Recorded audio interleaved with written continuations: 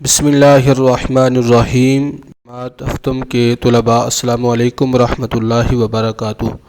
آج ہم سبق نمبر 16 جس کا عنوان ہے سفرنامہ ترکی، اس کی الفاظ معنی اور الفاظ جملے ہم آج ان کی دہرائی کریں گے۔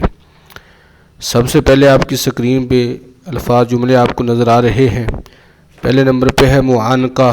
عید کی نماز کے بعد سب لوگ ایک دوسرے سے معانقہ کرتے ہیں۔ مصافحہ کرنے سے آپس میں محبت بڑھتی ہے۔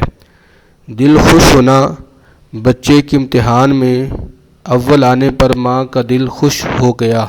ایمان تازہ ہونا، نماز پڑھنے سے ایمان تازہ ہوتا ہے۔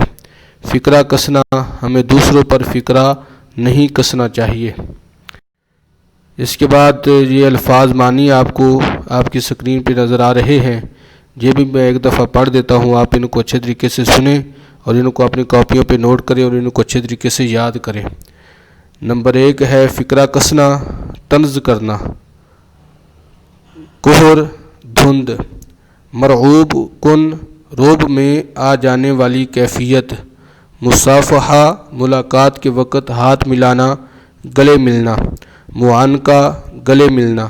تجاوزات، فٹ پاتھ پر ٹھیلے اور خوانچے وغیرہ۔ صلہ، بدلہ، معاوضہ۔ یہ آپ ان کو اچھے طریقے سے یاد کریں اور اپنی کاپیوں پہ نوٹ کریں۔ شکریہ، اللہ نگہبان۔